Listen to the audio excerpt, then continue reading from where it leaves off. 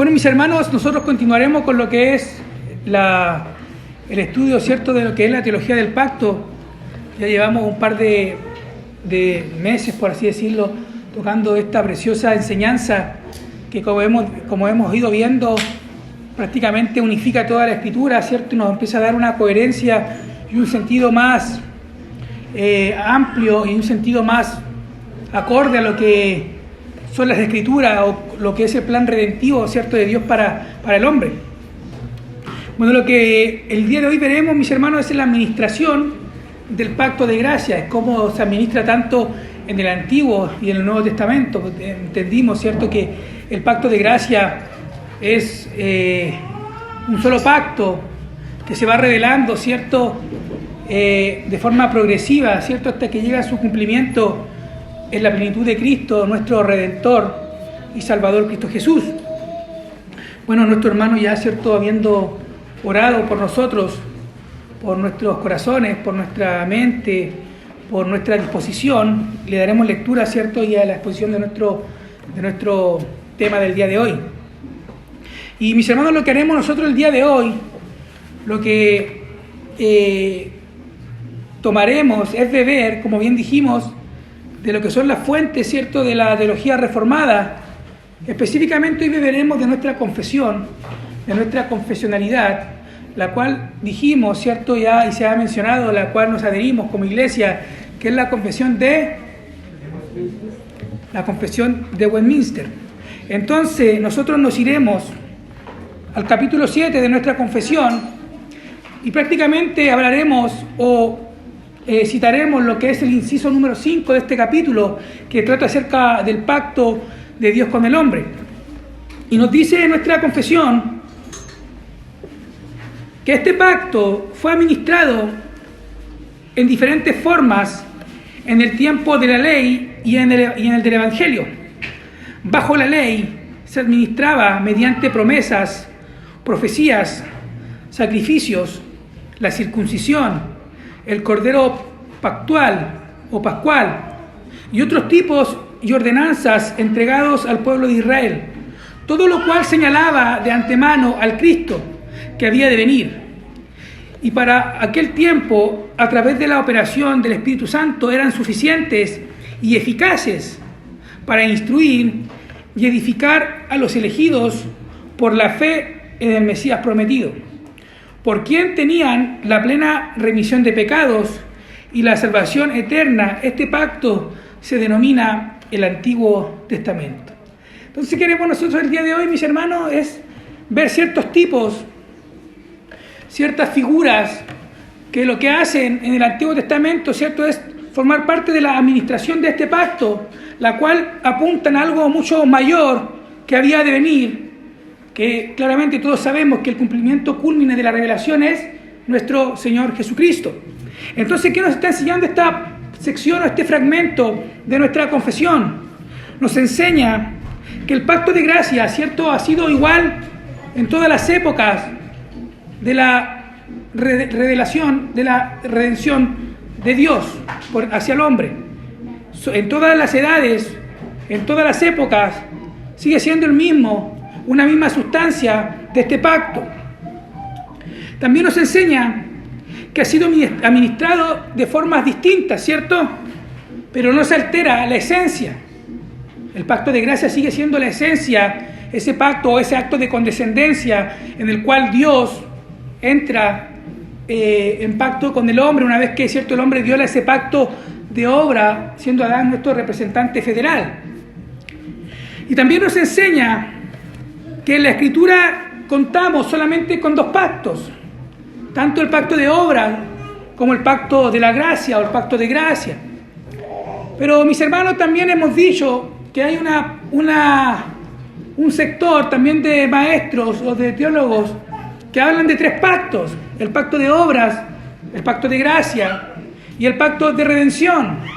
Pero también explicamos que no hay ninguna contradicción entre ellos. ¿Por qué? Porque ellos creen que el pacto de gracia viene a ser también, o el pacto de redención viene a ser parte de la sustancia del pacto de gracia, que deriva de ese pacto, porque todo es gracia de Dios para con nosotros, los pecadores. Entonces, ¿Qué nos dice Gálatas, capítulo 3, verso 8? Acompáñeme, por favor.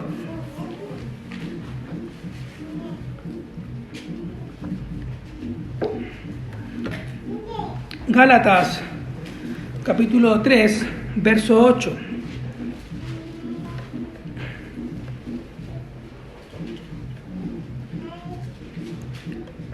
Dice, y la Escritura, previendo que Dios justificaría a los gentiles por la fe, anunció de antemano las buenas nuevas a Abraham, diciendo, en ti serán benditas todas las naciones. Bueno, mis hermanos, la promesa realizada a Abraham no era reducida solamente a un pueblo étnico, como era el pueblo de Israel, sino esta promesa, o la promesa hecha a Abraham, abarcaba tanto a israelitas como gentiles. Eso es lo que está diciendo el apóstol Pablo. La promesa del pacto de gracia fue realizada, mis hermanos, mucho antes que Dios prometiera a Abraham.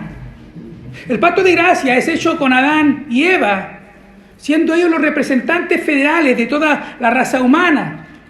Por ende, el apóstol Pablo nos dice que todas las naciones derivan ¿de quién? De Adán.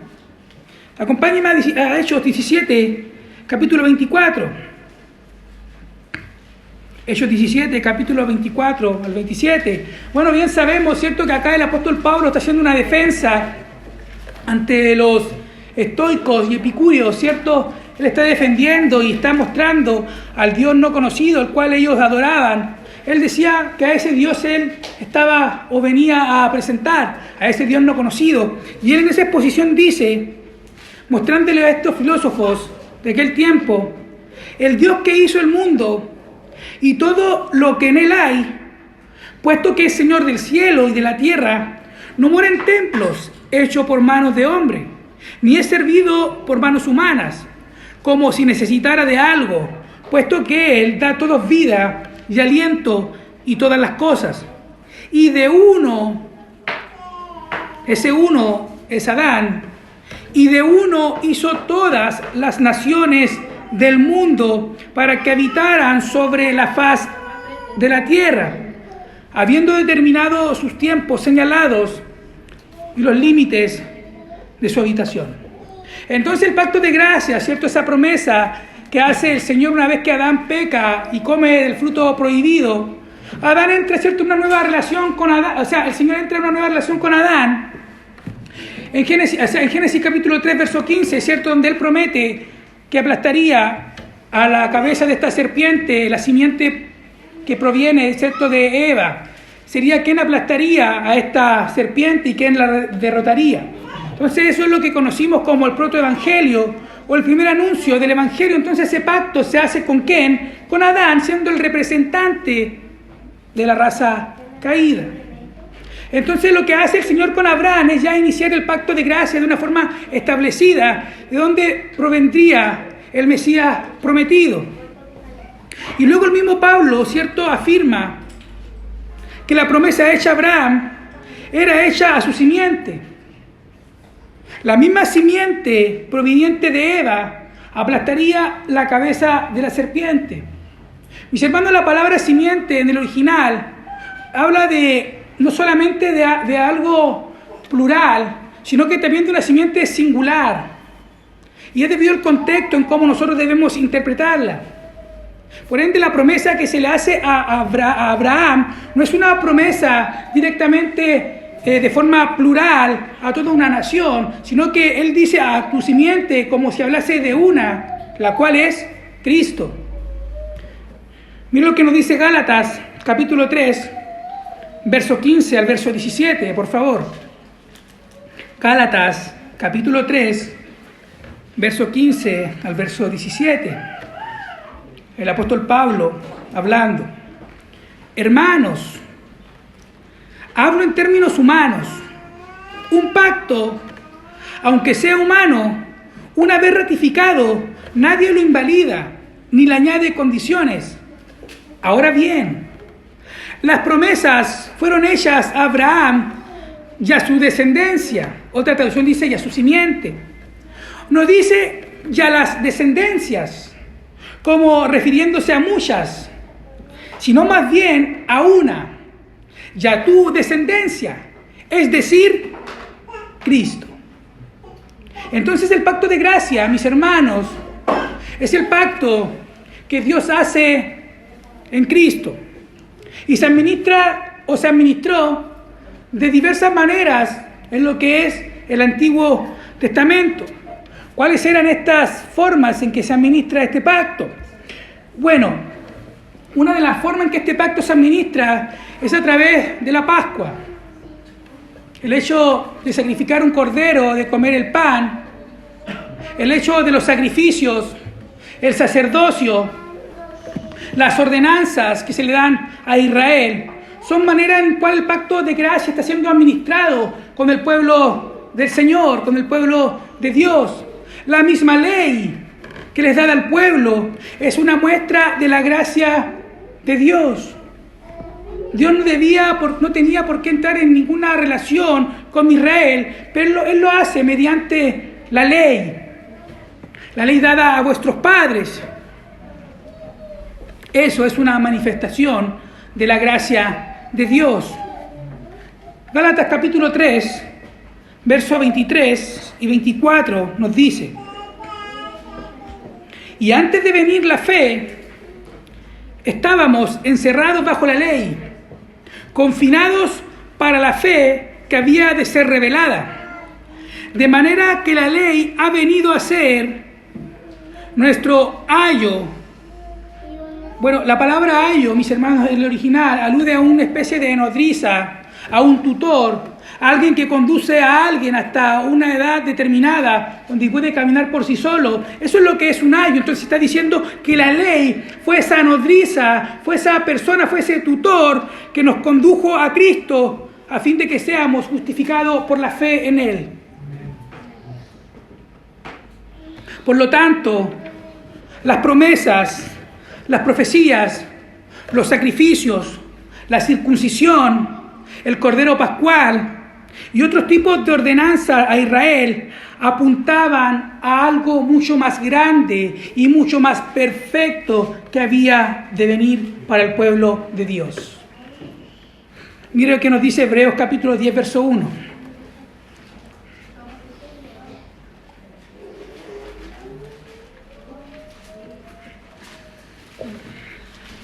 Hebreos capítulo 10, verso 1, nos dice: Pues ya que la ley solo tiene la sombra de los bienes futuros y no la forma misma de las cosas, nunca puede, por los mismos sacrificios que ellos ofrecen continuamente año tras año, hacer perfectos a los que se acercan. ¿Qué tiene la ley? ¿Qué tenía la ley? Tenía la sombra de algo mucho mayor, de algo mucho más perfecto.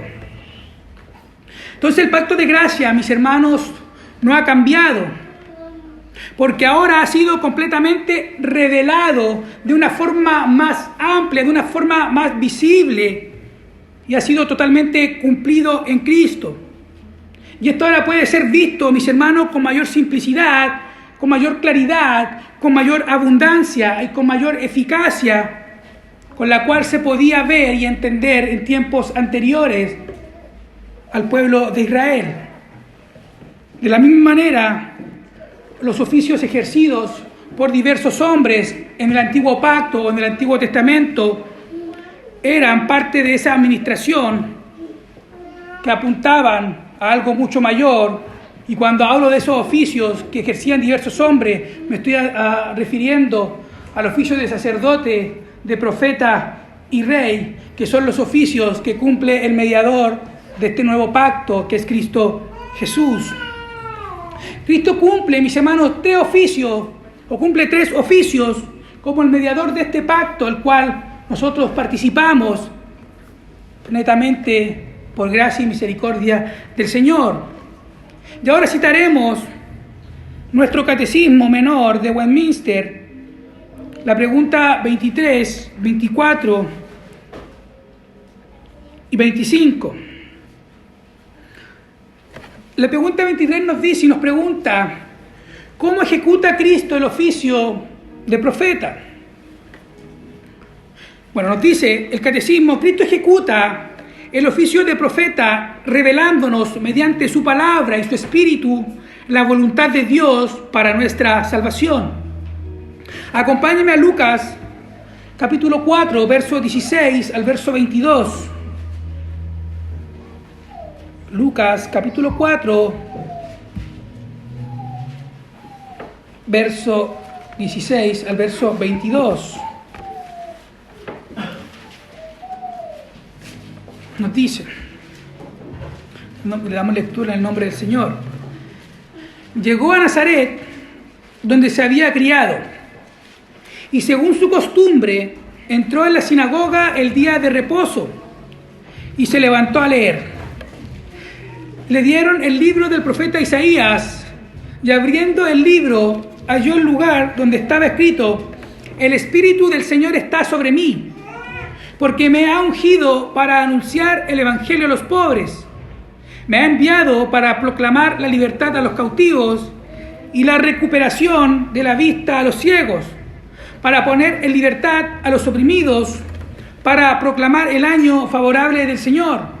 Cerrando el libro, lo devolvió y al instante se sentó, y los ojos de todos en la sinagoga estaban fijos en él, y comenzó a decirles: hoy se ha cumplido esta escritura que habéis oído.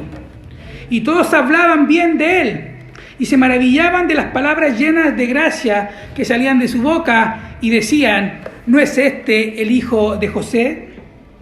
Mis hermanos, lo que hace nuestro Señor Jesucristo en este momento, en este fragmento de lo que Lucas nos relata, es citar una porción del texto de Isaías, específicamente el capítulo 61, verso 1 y verso 2, y afirmar que dicho pasaje habla de su propia persona, que en él se estaba cumpliendo esa profecía.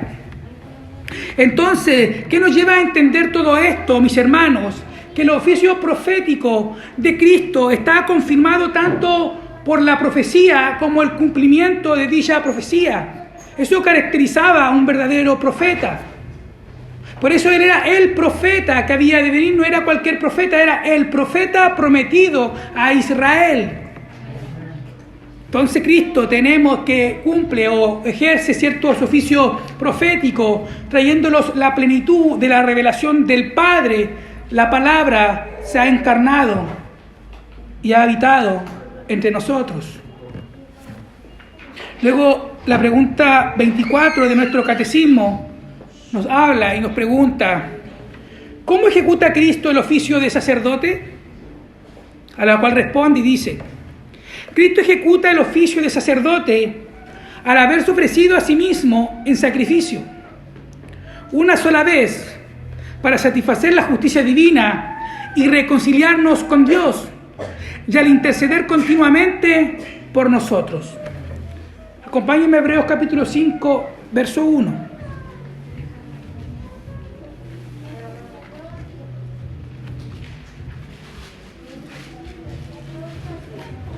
Hebreos capítulo 5, verso 1. Nos dice: porque todo sumo sacerdote tomado de entre los hombres es constituido a favor de los hombres en lo que a Dios se refiere, para que presente ofrendas y sacrificios por los pecados.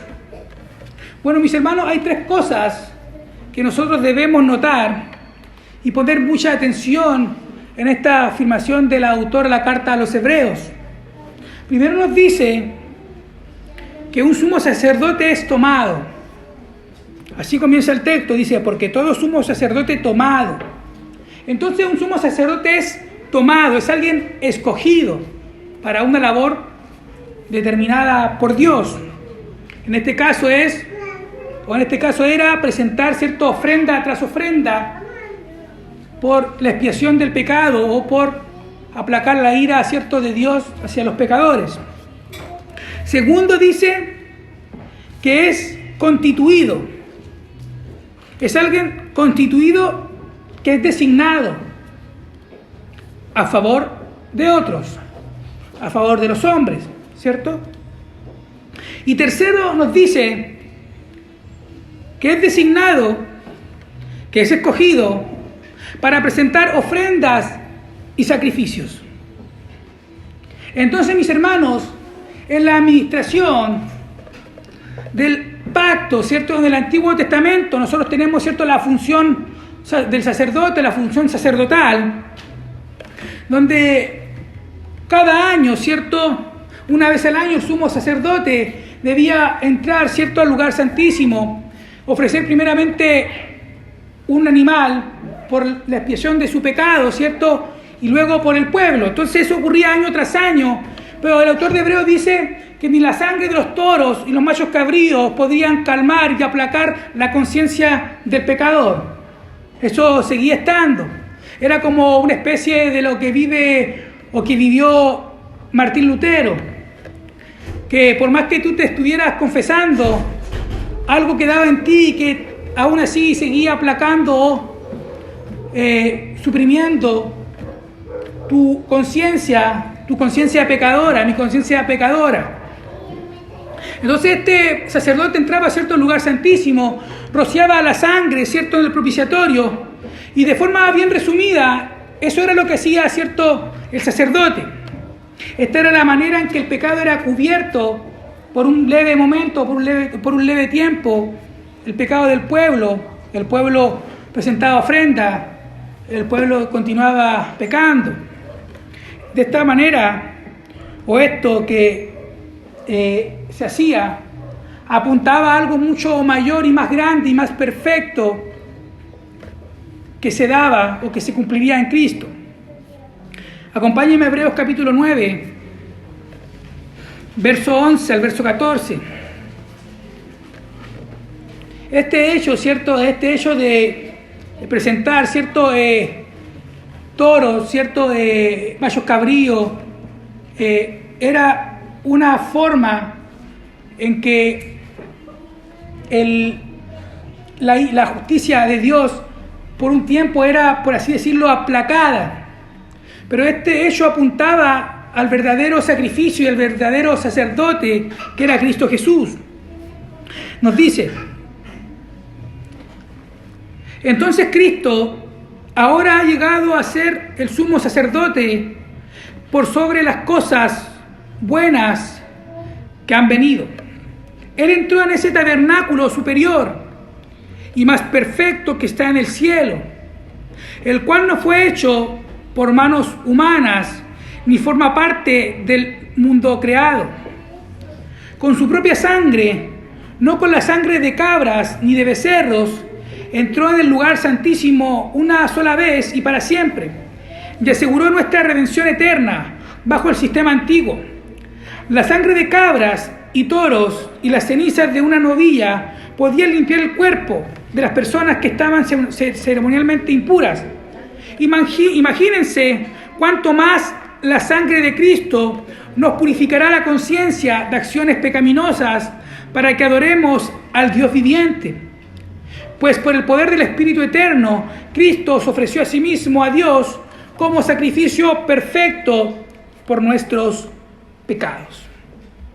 Por ende, mis hermanos, Cristo, como sumo sacerdote, es tanto el que ofrece la ofrenda como la ofrenda de expiación por nuestro pecado. Él se ofrece como el cordero enmudecido, como el cordero que no abre su boca, como aquel que va y sabe que la única vía que tiene es morir.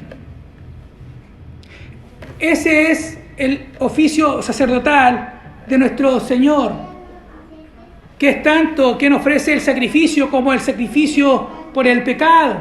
Por ende, todo, absolutamente todo el Antiguo Testamento lo que está haciendo es apuntar a la imagen perfecta de nuestro Señor, el mismo sacrificio del hijo de Abraham Isaac, cuando se le pide que sacrifique a su hijo, lo que está representando ahí es que por la sangre es el perdón de pecados. Esa es la única vía por la cual el pecado podía ser terminado, por derramamiento de sangre. Pero también nos muestra otra cosa, que un pecador no puede justificar a otro pecador. Por ende, Cristo tenía que encarnarse y venir y morir como el Dios hecho hombre, en el cual no hubo pecado alguno y no hubo engaño en su boca, que murió por la remisión de nuestros pecados. Mis hermanos, cuando nosotros logramos entender esta realidad y empezamos a adentrarnos en la teología del pacto y cómo esta se va revelando de una forma progresiva, en todo momento nosotros terminamos tropezando con la persona de Cristo. Por ende, la teología del pacto viene a ser una interpretación cristocéntrica que todo automáticamente nos lleva a la persona de Cristo, que es por excelencia quien gobierna nuestras vidas. Y eso nos lleva a nuestro tercer punto, a nuestro tercer oficio, que es el oficio de rey.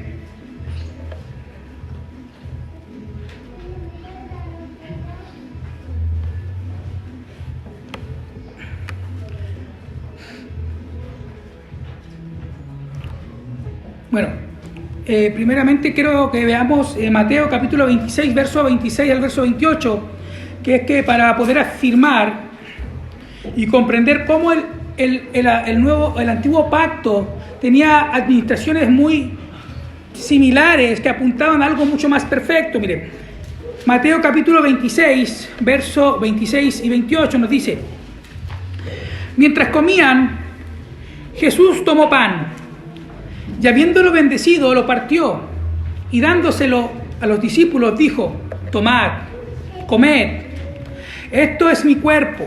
Y tomando una copa, y habiendo dado gracias, se la dio diciendo: bebed todos de ella, porque esto es mi sangre del nuevo pacto, que es derramada por muchos para el perdón de los pecados.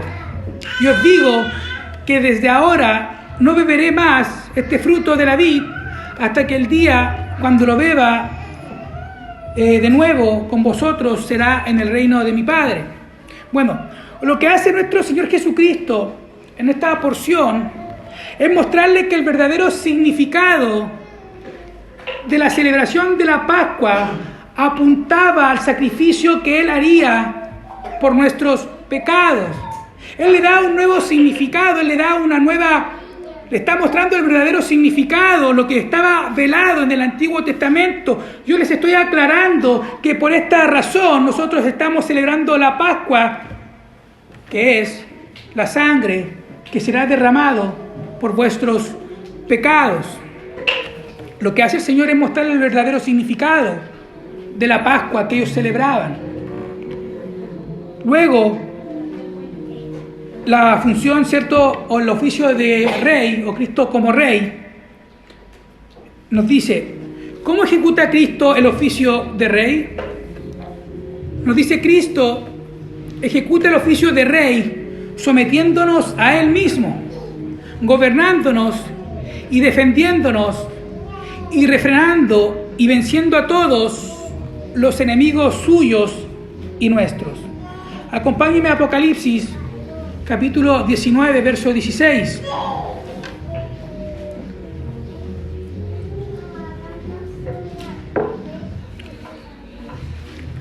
Apocalipsis 19, verso 16.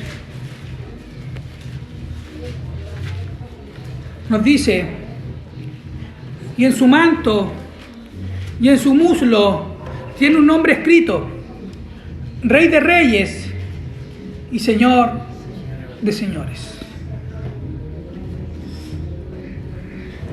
Mis hermanos, Cristo actualmente está llevando, ¿cierto?, su función de rey de una manera en la cual está gobernando en este reinado de gracia, en el cual nosotros los pecadores, hemos sido invitados a participar de Él. Cristo es quien gobierna el reino de la gracia, por ende Cristo es quien gobierna su iglesia, es quien gobierna su pueblo. Es como lo que se conoce de forma teológica como el ya pero todavía no. Bueno, Cristo actualmente gobierna a su pueblo, ¿cierto? Pero llegará un momento en que Cristo llegará y gobernará todas las naciones, y todas las naciones se postrarán bajo sus pies. Y aquel que le traspasó lo verá ya no como un cordero enmudecido, sino como el león de la tribu de Judá, en cual él gobierna y todas las cosas están bajo sus pies. Mira qué nos dice Colosenses capítulo 1, verso 18.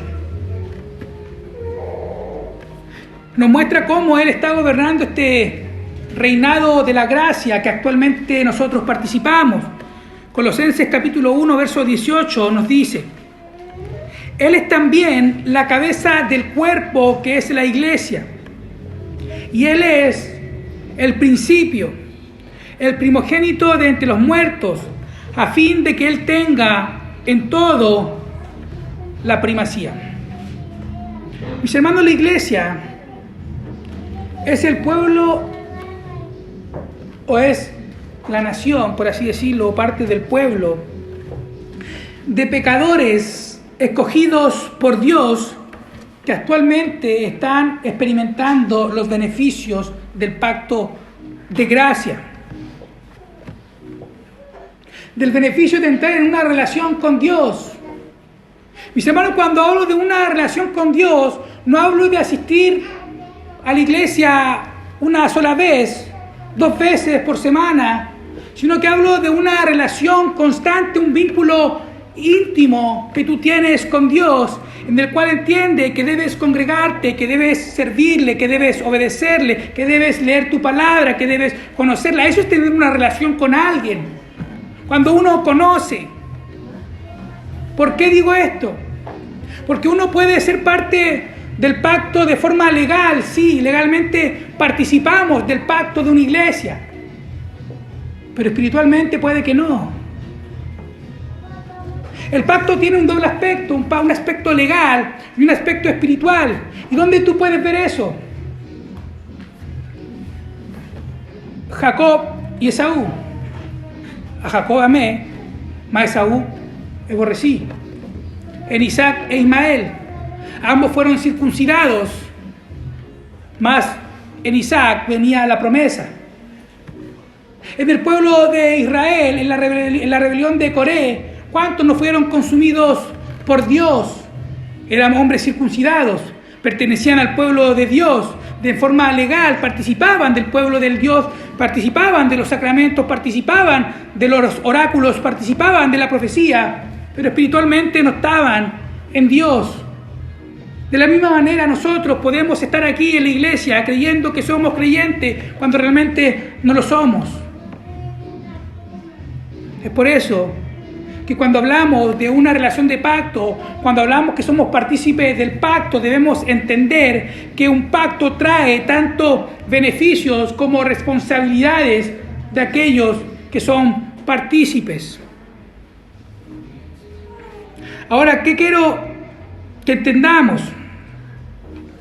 Que todo esto que nosotros hemos hablado, hemos visto, es lo que el apóstol Pablo llama en Colosenses capítulo 2, verso 17, sombras de lo que había de venir. Son pequeños destellos de algo mucho más grande, de algo mucho más perfecto que había de venir. Entonces, ¿qué es lo que nosotros debemos aclarar con respecto a estos 3 oficios? Nosotros no podemos decir que aquí en estos 3 oficios se atribuyeron a Cristo para imitar las instituciones que en el Antiguo Testamento se están dando. Más bien, al contrario, lo que nosotros debemos confesar es que tales oficios se establecieron en Israel porque el Mesías prometido iba a cumplir estos 3 oficios en su pueblo, en su reinado de la gracia. Apuntaban a algo mucho mayor.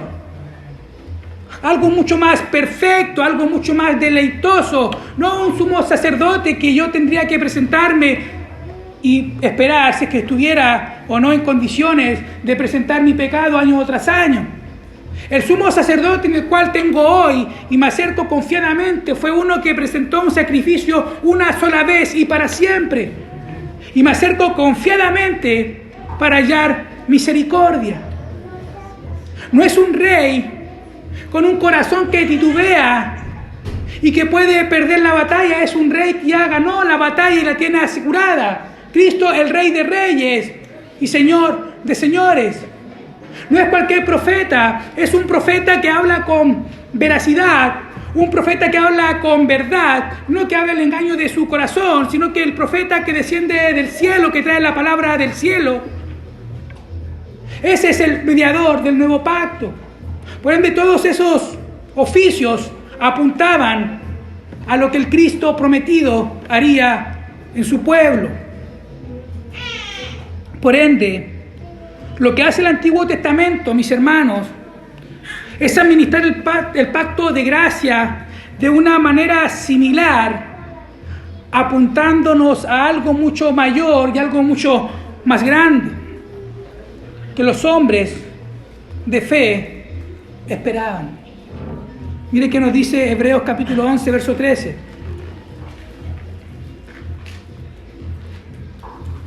Nos dice: todos estos murieron en fe, sin haber recibido las promesas, pero habiéndolas visto y aceptado con gusto desde lejos, confesando que eran extranjeros y peregrinos sobre la tierra. El mismo Abraham, mis hermanos, se dice del mismo Abraham, en quien se hace la promesa, en Juan capítulo 8, verso 56, palabras de nuestro Señor Jesucristo. Él dice: vuestro padre Abraham, dice, se regocijó esperando ver mi día, y lo vio y se alegró. Hombres de fe que esperaban la promesa, el cumplimiento de la promesa hecha a Abraham, esa promesa de redención, que ya no serían más esclavos del pecado. Y de la misma manera, mis hermanos, tenemos al apóstol Pedro mostrándonos en Primera de Pedro capítulo 1, verso 10 al verso 11, y cómo nos muestra que esta promesa, que esta gracia, que esta salvación ya era anunciada en tiempos antiguos. Él dice, Primera de Pedro capítulo 1, verso 10 al verso 11, dice: de esta salvación, los profetas que profetizaron de la gracia que vendría a vosotros, diligentemente inquirieron e indagaron, procurando saber qué persona o tiempo indicaba el Espíritu de Cristo dentro de ellos, al predecir los sufrimientos de Cristo y las glorias que seguirían. Entonces, ¿qué nos está diciendo, mis hermanos, el apóstol Pedro? Que esta gracia, que esta salvación ya era anunciada por los profetas en la antigüedad. No es un plan B, un plan C de Dios, es el plan de redención que Dios tiene para el hombre una vez cae en el huerto del Edén. Y Pedro concluye que esta gracia, que esta salvación, que esta verdad tan preciosa que nos ha llegado, que esta invitación tan preciosa de ser partícipe de ese pacto, ya fue profetizado, que ya fue indagado y que fue investigado por aquellos que anunciaban la gracia, esperando y viendo cuál era el tiempo y la persona en cuál sería su cumplimiento. Mis hermanos, esto a nosotros debe darnos un consuelo, un deleite, saber que hemos sido invitados por pura gracia y misericordia, cuando nada merecíamos, a ser partícipes de este pacto, del pacto de gracia, pacto que tuvo que morir el Hijo de Dios para que pudiera hacerse efectivo y traernos vida y vida en abundancia. Si eso no es un motivo de gozo para ti, no creo o no sé qué puede serlo, mis hermanos. Saber que el Señor nos rescata de una condenación tan grande, eso es un motivo de yo entender y ver que Él debe ser ahora quien gobierne mi vida, que Él debe ser el Rey que está por sobre mi cabeza, por sobre mi vida, por sobre mi familia, por sobre mi iglesia, que Él debe ser el sumo sacerdote que presenta un sacrificio perfecto y que hoy puedo estar confiadamente sentado para hallar misericordia, y que Él es el profeta perfecto que habla verdad y no el engaño de su corazón. Los hombres fallamos, los predicadores erramos, nos podemos equivocar, pero Cristo es fiel y verdadera, su palabra para siempre.